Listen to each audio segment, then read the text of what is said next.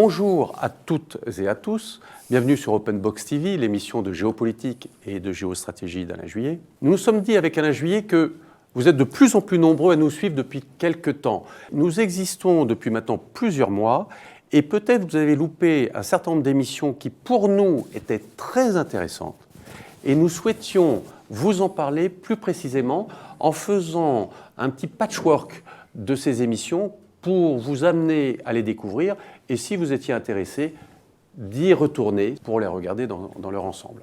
Alain Juillet, nous avions abordé une émission qui avait beaucoup plu, le rôle et la place de la France dans l'Indo-Pacifique et l'impact aussi de la visite de Nancy Pelosi à Taïwan dans les relations entre les États-Unis et la Chine. Tout à fait.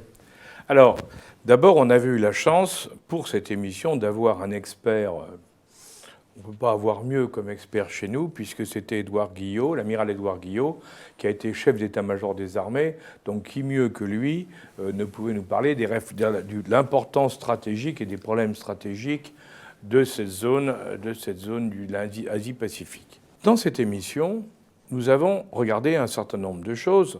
Et si vous l'écoutez, vous verrez. En particulier, il y avait plusieurs aspects. D'abord, il y avait la position de la France. La position de la France, parce que dans les territoires du Pacifique, il y a bien sûr la Polynésie française, qui est un énorme territoire compte tenu des eaux territoriales et des eaux de zones d'influence, de zones d'expansion économique tout autour. Donc on a une énorme superficie qui nous appartient grâce à la Polynésie. On a aussi la Nouvelle-Calédonie, qui est placée, comme vous le savez, à côté de l'Australie, au sud de la Nouvelle-Guinée, et qui a une position stratégique extrêmement importante. Et là aussi, qui fait que nous sommes un observateur dans cette zone, un observateur avec des moyens, puisque nous avons notre base là-bas. Ce qui nous donne un rôle un peu particulier, parce que quand vous regardez les grandes puissances mondiales, il n'y en a pas tellement qui sont dans cette zone.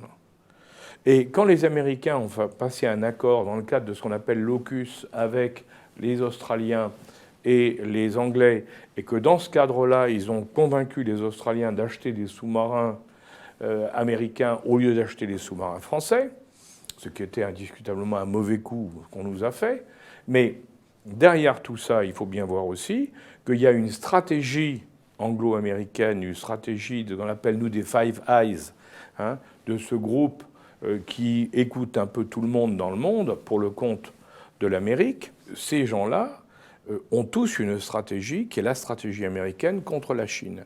Et nous, est-ce que la question, puisqu'on n'est pas dans l'AUKUS, qu'on a été chassé, ne serait-ce que par le fait de la non-vente de nos sous-marins, nous sommes dans cette zone-là et nous pouvons avoir un rôle également. Et pas seulement un rôle d'allié ou de vassal des Américains et des Anglo-Saxons, mais également pour défendre notre politique propre dans la région. Parce qu'on a un rôle à jouer et c'est indiscutable. Donc l'amiral Guillot a fait beaucoup de commentaires là-dessus, nous a bien expliqué les positions respectives des uns et des autres, les jeux qu'on pouvait avoir entre la Nouvelle-Calédonie, qui est évidemment ciblée par la Chine, ça ne vous étonnera pas, puisque la Nouvelle-Calédonie, c'est un des 5 grands producteurs de nickel au monde, or le nickel fait partie, d'une certaine manière, de ces terres presque rares. Et dans le nickel, vous trouvez également du cobalt, donc là, on est dans les terres rares. Donc les Chinois sont très intéressés de mettre la main sur la Calédonie, il n'y a pas de doute là-dessus, et on les a vus et on les voit faire au niveau de la pression qu'ils exercent sur la Calédonie et sur certains partis, et je dirais certaines entités politiques ou ethniques d'ailleurs, en Calédonie. On voit aussi que les Anglais essaient, avec les Australiens bien sûr, de contrôler cette zone. Pour tout le monde pensant à un problème, c'est comment faire face à la Chine. Et je rappelle ici que la Chine se développe très vite au niveau militaire, mais la Chine aujourd'hui a un budget militaire qui est le tiers de celui des États-Unis. Donc il faut aussi raison garder, si vous voulez, ils n'ont pas la puissance des États-Unis. Par contre, on assiste pour la marine, puisque là il s'agit d'une zone dans laquelle la mer est évidemment essentielle, dans cette zone, eh bien, la marine chinoise est en train de se développer extrêmement vite, puisqu'ils produisent plus de bateaux tous les ans que l'ensemble de la flotte française militaire. Vous voyez ? Et qu'ils ont plus de bateaux en total que les Américains. Alors, il y a beaucoup de petits bateaux, hein, mais malgré tout, la flotte chinoise se développe très vite avec plusieurs objectifs, et ça, il ne faut pas l'oublier. Un, se défendre contre une attaque. Alors, au départ, dans les années 50, c'était une attaque de Taïwan contre le territoire chinois. Maintenant, c'est une attaque des Occidentaux sur le territoire chinois. Le deuxième, c'est d'avoir la capacité militaire par la marine d'envoyer des sous-marins lanceurs d'engins depuis la presqu'île de Hainan, où sont basés les sous-marins atomiques lanceurs d'engins chinois, de pouvoir les envoyer en mer, en profondeur dans le Pacifique, à une distance leur permettant de tirer sur l'Amérique. Et la troisième, c'est une capacité carrément d'affrontement face aux Américains, face à la marine américaine. On avait rappelé, d'ailleurs, dans cette affaire, qu'il ne faut pas oublier la stratégie chinoise, qui n'est pas du tout la même stratégie que les Américains. Les Américains, on met des moyens, énormément de moyens. La flotte américaine qui croise dans cette zone du monde, elle a une capacité d'intervention en bombes, en puissance des explosives, supérieure à toute la Deuxième Guerre mondiale. C'est absolument colossal. Mais les Chinois vous répondent à ça depuis 1998-99, où ils l'ont expliqué dans un livre de stratégie qui s'appelle « La guerre hors limite ». Ils ont expliqué qu'on pouvait rendre inopérante la puissance américaine à partir du moment où, par exemple, on coupait leur communication entre le porte-avions, les avions, les sous-marins, les destroyers et autres. S'il n'y a plus de liaison radio, plus rien ne marche. S'ils ne sont plus interconnectés, ça ne marche pas. Donc les Chinois vous disent, ce qui est important, ce n'est pas d'avoir des porte-avions, c'est de pouvoir couper les connexions. Et c'est toute une stratégie qu'ils ont développée, que d'ailleurs les Russes ont repris avec les missiles hypersoniques, parce qu'aujourd'hui les Occidentaux ne savent pas arrêter les missiles hypersoniques, qu'ils soient chinois ou russes. Et donc c'est toute une stratégie qui s'est développée et qu'on a beaucoup de mal à comprendre, parce que nous raisonnons en rapport de force comme les Américains, parce qu'on a été formés pour ça par les Américains ou par les armées européennes du passé. Et on voit que là, ce n'est pas la même chose. Dernier point, c'est l'affaire de Taïwan. L'affaire de Taïwan, parce qu'effectivement, à l'époque, nous avons fait cette émission, Madame Pelosi venait de visiter Taïwan, si je me souviens bien, et avait dit, ne vous en faites pas, si vous êtes attaqué, vous verrez ce que vous verrez. Et peu de temps après, d'ailleurs, les Chinois, en réplique, avait fait une démonstration en faisant une manœuvre militaire tout autour de Taïwan. C'est-à-dire qu'ils ont, dans leur manœuvre militaire, littéralement encerclé Taïwan pour montrer qu'ils avaient la puissance de l'attaquer. Mais, quand vous regardez les déclarations de Jinping, vous voyez qu'ils n'ont aucune envie, et là je l'assure et je l'affirme, ils n'ont aucune envie aujourd'hui d'attaquer Taïwan. Parce qu'ils n'en ont pas besoin. La grande différence entre les Américains et les Chinois, c'est que je vous le disais tout à l'heure, les Américains, c'est les moyens. On prend un marteau pour écraser une mouche. Les Chinois, c'est le temps. Ils laissent voler la mouche jusqu'au moment où elle est épuisée et elle se pose. Ce n'est pas du tout la même stratégie. Et c'est pourtant ça le fond du problème. Les Chinois, ils savent qu'à Taïwan, vous avez un gouvernement démocratique. Et il y a deux partis à Taïwan.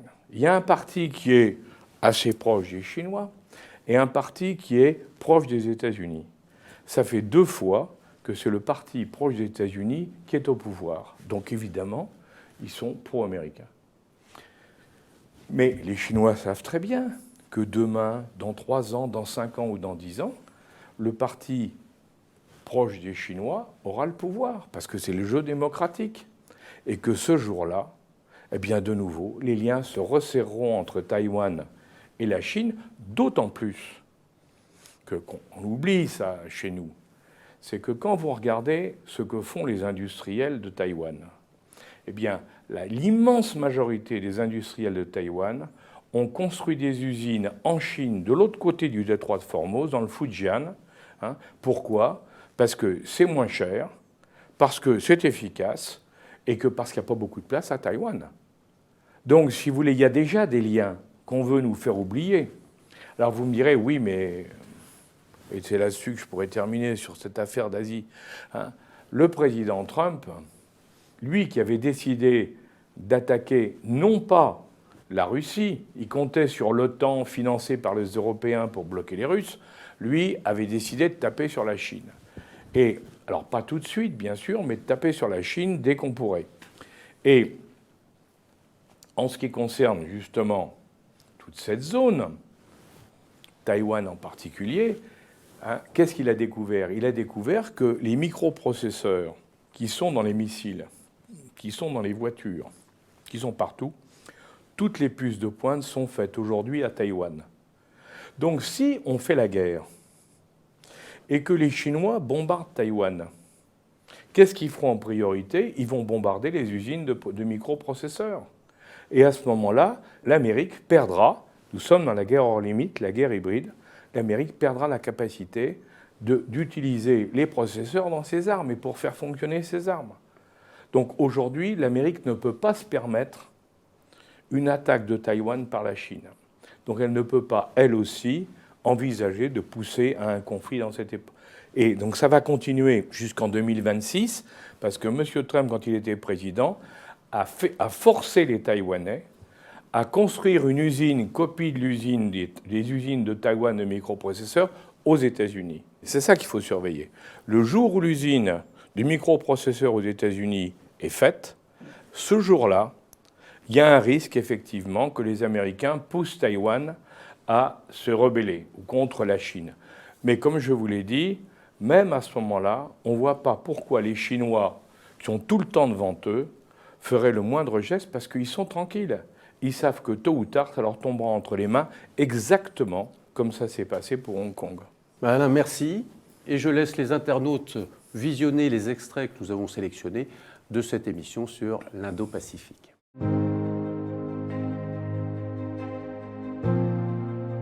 La zone Indo-Pacifique a une caractéristique intéressante, c'est la seule zone du monde dans laquelle sont physiquement représentés et sont partie prenante géographique les 5 membres permanents du Conseil de sécurité.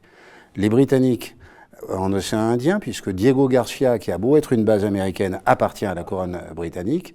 La France, évidemment, on en a parlé, entre la Réunion, les îles Éparses, un certain Mayotte, et d'un côté océan Indien, mais aussi non seulement la Nouvelle-Calédonie et la Polynésie, mais Clipperton, Matthew Hunter, etc. Les États-Unis et la Chine sont riverains, de même que la Russie au nord du côté de Vladivostok.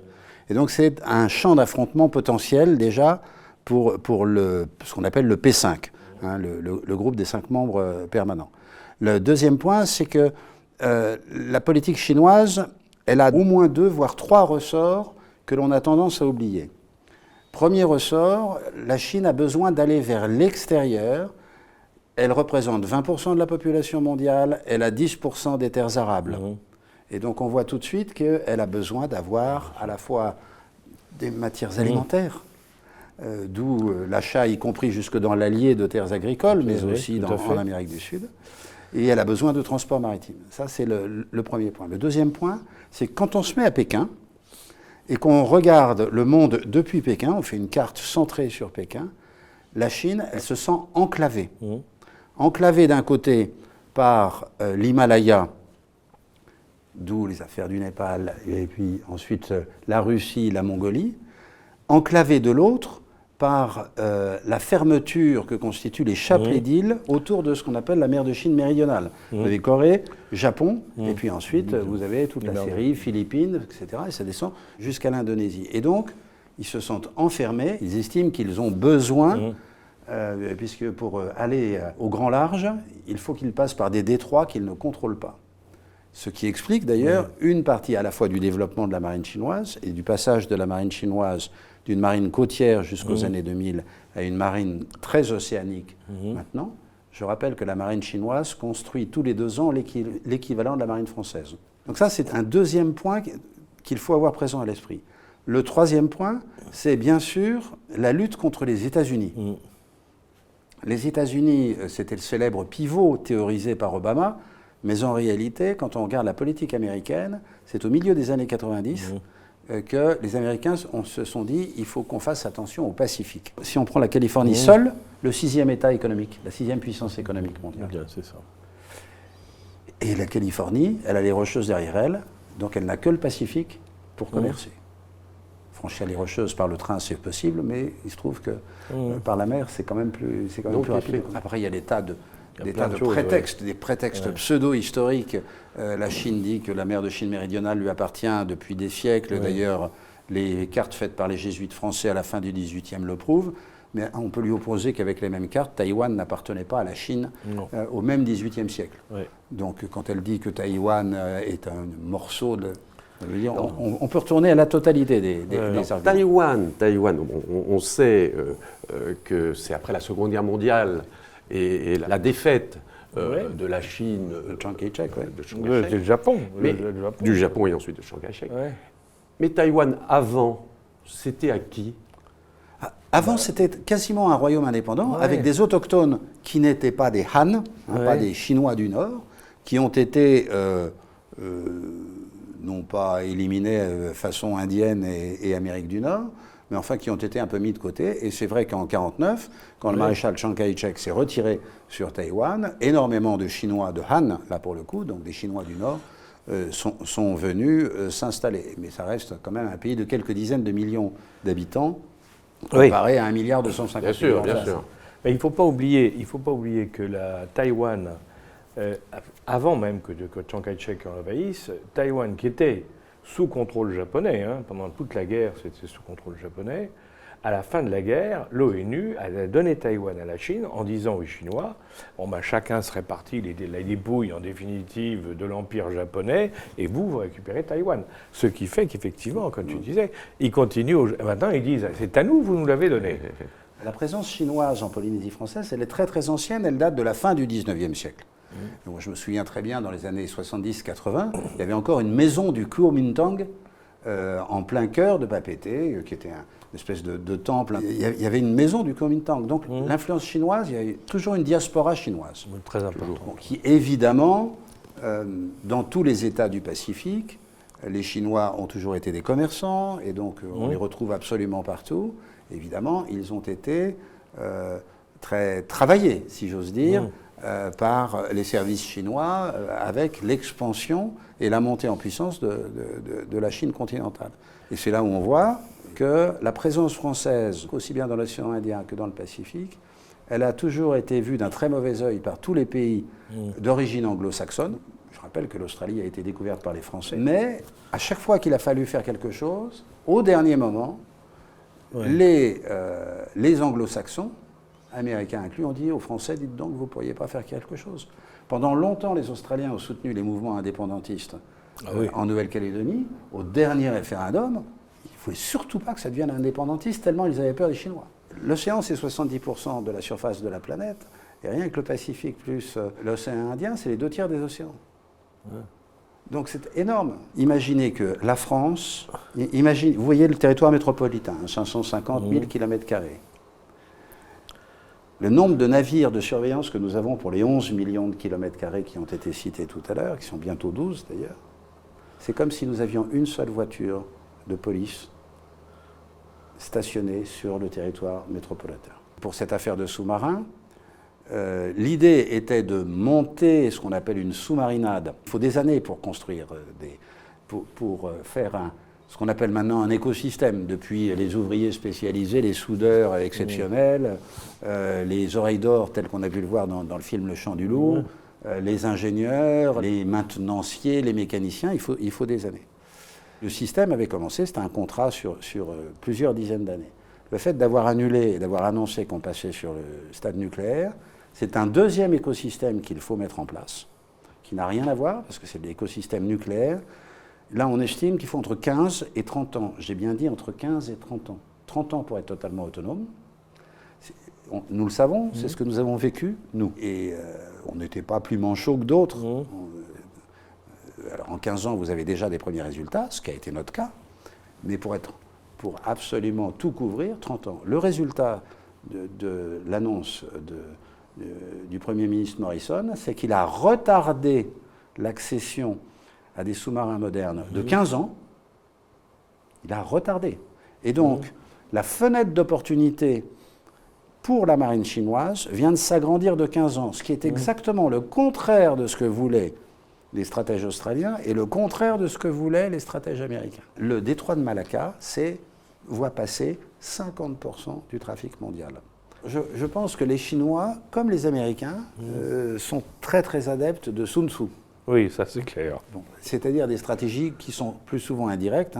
Et il faut relire les 13 chapitres, c'est 70 pages. L'art de la guerre. L'art de la guerre, c'est quand même formidable. Et se mêle à l'aspect de Taïwan un aspect symbolique. C'est la lutte entre le Parti communiste chinois et le Kuomintang et Chiang Kai-shek. Et du coup, ça devient hors de proportion du côté de Pékin.